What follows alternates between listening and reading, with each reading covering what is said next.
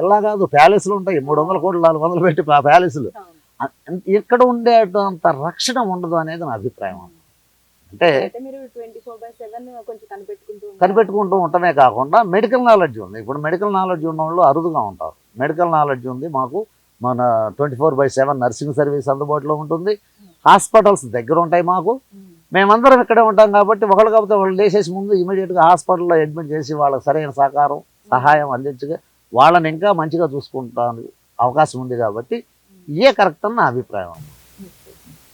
మీరు చెప్తుంటే నాకు కూడా ఇదే మంచిగా అనిపిస్తుంది. థ్యాంక్ యూ అమ్మ. అంటే అందరూ ఇక్కడ చేరాలని కోరుకోను నేను. అందరూ కుటుంబాలకి ఇక్కడ అందరూ దూరంగా ఉంటున్నారు కాబట్టి ప్రతి ఒక్కళ్ళకి ముందు అవసరమే. మీరు ఎన్ని అమ్మ ఒకటే చిన్న మాట, ప్రతి ఒక్క తల్లిదండ్రి నా కొడుకు డాక్టర్ అవ్వాలి, నా కొడుకు పెద్ద ఇంజనీర్ అవ్వాలి, నా కొడుకు ఈ అందరి పిల్లల కంటే నా కొడుకు ఉన్నత స్థానంలో ఉండాలని కోరుకుంటారు. మళ్ళీ ఇప్పుడు నా కొడుకు దూరంగా ఉన్నాడు, నన్ను ఎవరు చూడలేదని ఎందుకు భావన? అంటే మనిషి యొక్క మనస్తత్వం పరిస్థితులకు అనుగుణంగా మారకూడదు, కాంక్రీట్గా ఉండాలి. నీ కొడుకు ఉన్నత స్థానంలో ఉన్నాడు, ఉన్నతమైన విద్య అభ్యసించాడు, ఉన్నతమైన పదవి అలంకరించాడు, ఉన్నతమైన డబ్బు సంపాదిస్తున్నాడు, అంటే నీ కళలకు అనుగుణంగా ఉన్నాడు కదా. మరి మీరు ఎందుకు ఇంకా నిరాశపడటం, నిస్సిపోపడటం?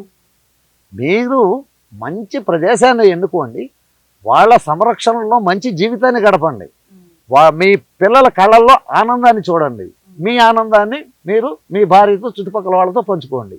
ఇది నా అభిప్రాయం అమ్మ.